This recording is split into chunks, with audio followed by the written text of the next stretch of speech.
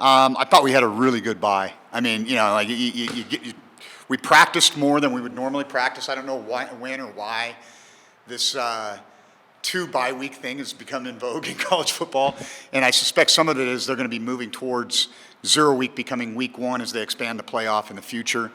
But I think having 2 bye weeks, you kind of got to approach the first one a little bit different than you do the second one. The second one's usually going to come more traditionally later in the season.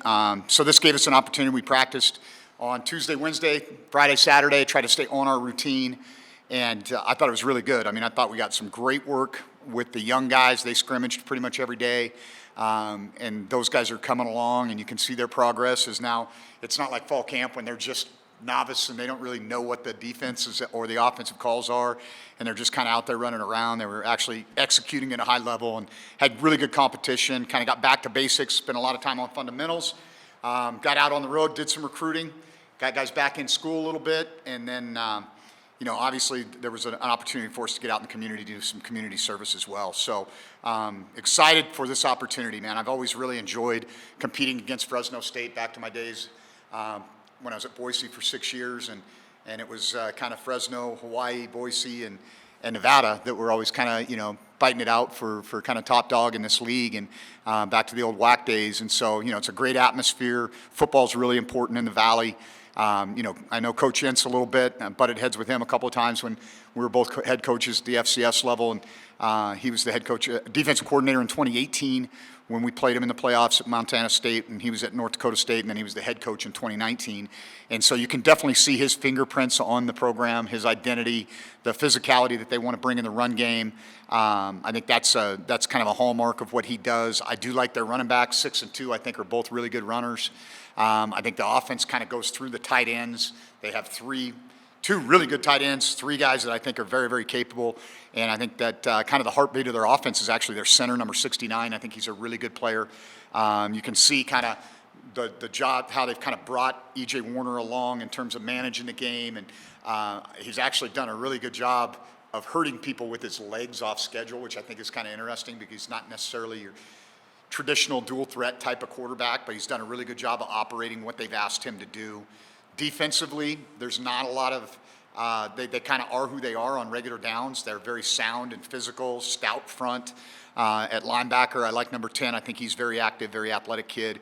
They've got a really good corner in number 3. Kind of a solid, steady Eddie guy that kind of gets him lined up in the back end in number 22.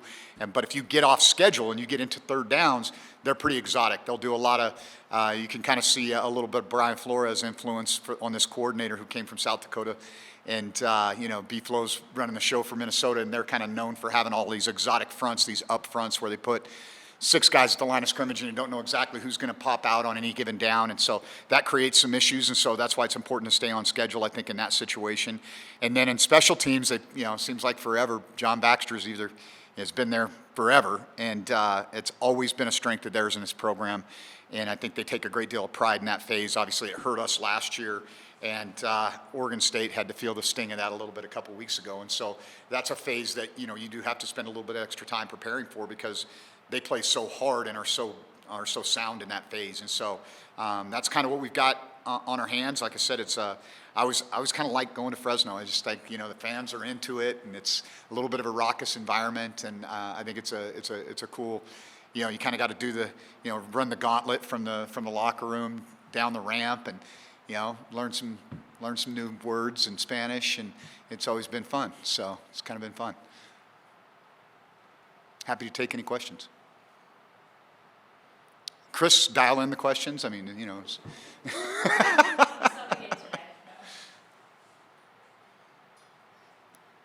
you don't really have a choice with the bye and when it comes, but do you feel like it came at a good time? Yeah, I think the way the schedule lined up is actually perfect because you're 4 a bye, 4 a bye, and then you finish out. And so I think it's balanced and makes sense. And yeah, you don't always have an opportunity to decide, hey, we'd ideally like it here. But I think on the tail end of our non-conference play, it was a good time. I know you mentioned a little bit about the younger guys and getting work in during the bye, but what are some areas that you felt like, your guys really got to hone in on these last 2 weeks? I just think in general, I kind of did a little bit of a comparison. I went back and looked at our bye week practices from a year ago. And I just feel like we're a fundamentally more sound team. Like our guys play with better pad level, their hands are tighter. You know, there's nuances of the game that I feel like we're better at than we were a year ago. You know, across the board. You know, you're always going to have some degree of variation in terms of kids' ability levels and their experience levels. But you know, I thought our team looks. We tackle better. We play with better pad level. We have better hand position. We get off blocks more efficiently. I think those are things that you know, we've really spent a lot of time on in terms of trying to be a fundamentals-based program. And it was I kind of, you know, had to do that comparison to say, okay, where were we a year ago? Where are we right now? Kind of about the same spot in the season. And I really liked how our guys went about their business this last week. It was not like a week off. It was like a week to get better, and they really approached it that way. How would you just assess overall, you know, through 4 games, through a couple weeks now of this bye week, just where your group is at? Yeah, I think that the obvious thing is we've got to get more production out of our quarterback and wide receiver positions. I think those are the things right now that we've spent a lot of time this week trying to hone in on. I feel like we're playing winning football on the defensive side of the ball. I think we're playing winning football in the special teams phase. I think we're good enough up front. I think our runners are good enough. I like our tight ends a lot. I think those guys are really good players, and we've just got to find this gel.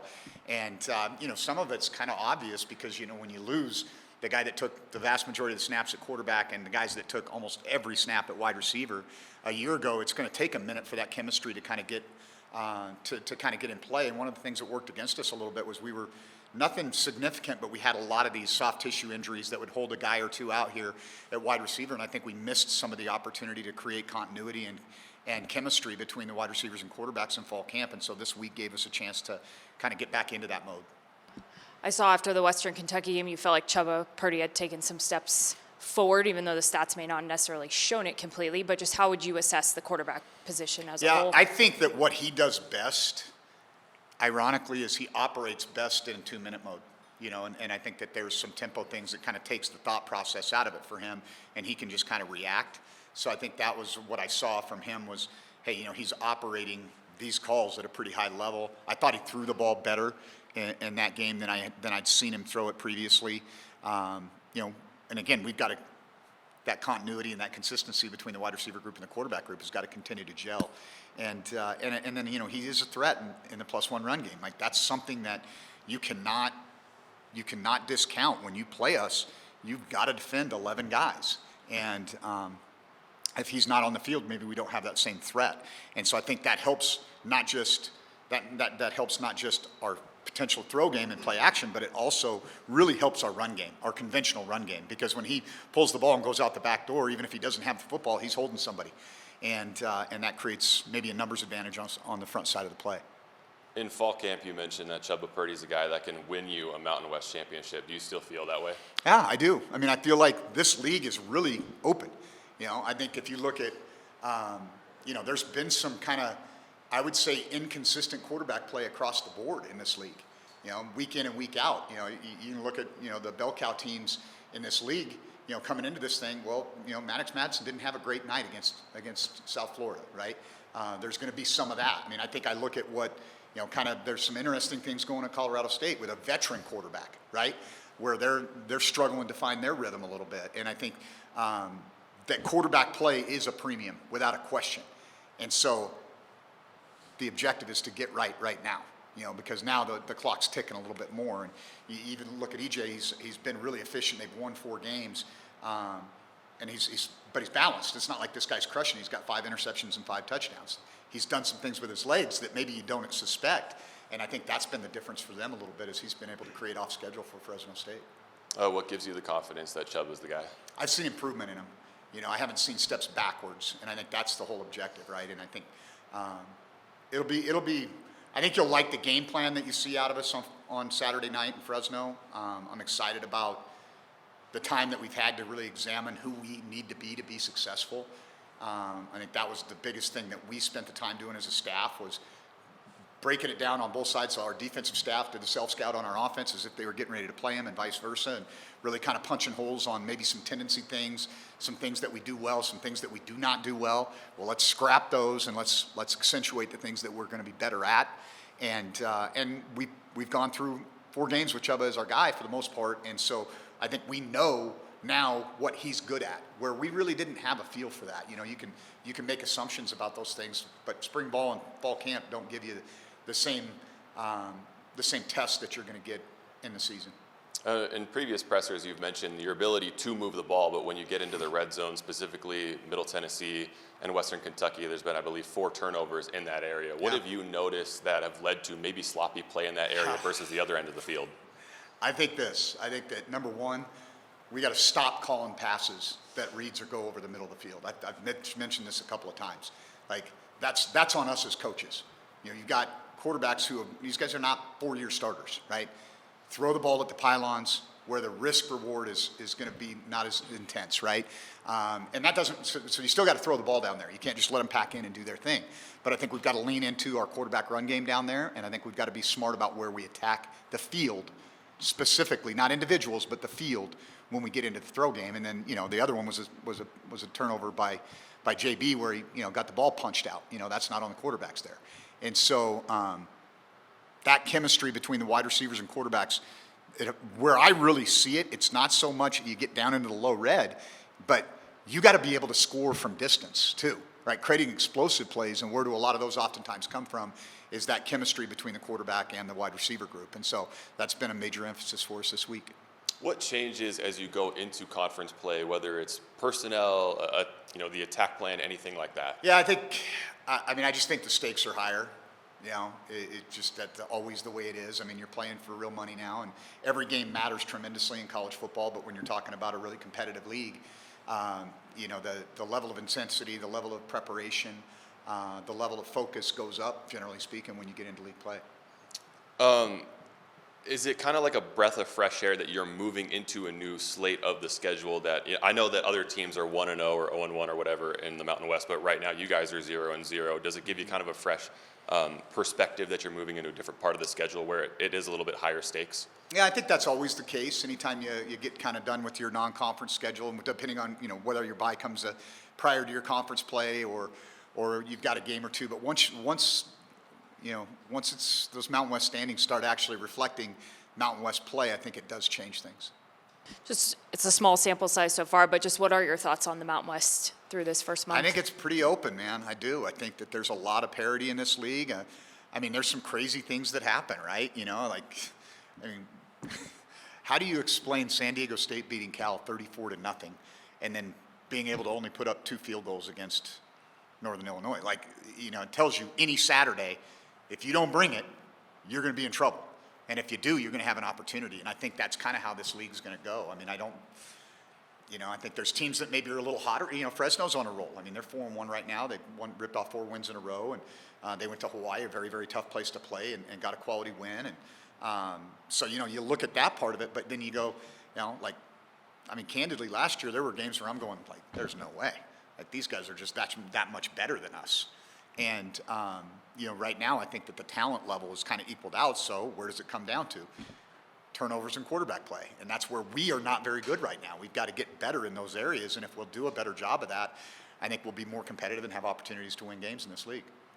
Is there a way, in practice these last couple weeks to kind of emulate some of those areas in particular, just, the red zone areas and things? Obviously, there's only so much you could do at practice, but when you're just playing up against yourself versus, just being out there in those real live game situations now? No, I think that's, clearly something that we emphasized throughout the week. We did red zone periods on Tuesday, Wednesday, and Saturday. Usually that's going to be something you do once a week. And so we tried to emphasize that. We do a lot of good on good and service work. We rep a lot of situations. Candidly, I think we do more situational work than any place I've been in 25 years of doing this, because I know that we're going to be in tight games. Watch us operate at the end of the half and into games. We're actually pretty good in those areas, right? And so that's a point of emphasis for us, because I know kind of stylistically, right, where we're at right now, where our roster's at right now. My job is to manage the game to get it into the fourth quarter, and then we've got to go play to win it at that point, right? And so we do a ton of situational work, because I do believe that's kind of where we're at. I don't think we're going to be a whole lot of blowout games. How do you just try and get E.J. Warner off schedule a little bit and get him out of his rhythm? Well, I do think that one of the things, if I would say that we're pretty good at pass rush right now.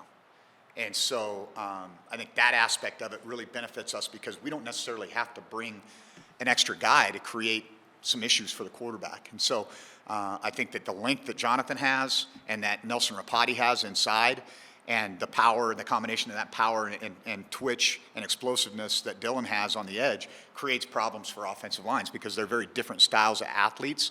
But they all have their strengths, right? Thomas kind of, grinding it out in the middle and getting the dirty stuff done that he needs to get done to help us be good there. So I think, EJ's listed at 6 foot. I don't think he is. I haven't stood up next to him yet, but I do think that that's something that we have some longer guys inside and on the edge that can create some issues for him. He does throw a really good deep ball. He's good off schedule. He's really good in rhythm, but some of that comes down to, hey, can you create a negative play on first down? So now they're in second and pass. They become a little bit more predictable like any offense. You mentioned going to Fresno, but Nevada and Fresno State obviously have been rivals for a really long time, and it could be the last time in a long time these two schools play each other. I mean, is there anything that you try and educate to the guys about what it's like going into that environment maybe? I talked a little bit about it with them yesterday on Sunday Reset and kind of, expressed what I did to you. I kind of like that. I think it's an awesome college football environment. Football matters there. That it'll be well attended. There'll be good energy. You always kind of got to wait around all day to play at Fresno. I don't think I've ever played a kickoff before 7 o'clock there. So it's just, I don't know. I mean, we had some great battles with Fresno State when Coach Hill was the head coach. And, Coach Tedford's a tremendous coach. You go through the list. I mean, they've had some guys. And they've always kind of had a tough brand of football. And I respect that. You guys have shown the ability to run the ball this year, too. I mean, just what can you say about your offensive line and how that group has gelled with so many new faces just 4 games in? Yeah, new faces and changes. And, I think that they've done a good job, man. I think that the anchor of that has really been our 2 seniors, and Andrew Madrigal, who's a team captain, who's really been a calming influence and kind of brings guys along in a very encouraging way. And Josh Grabowski, who's a really good player for us a year ago. And those 2 guys' maturity, I think, has really helped those young guys come along.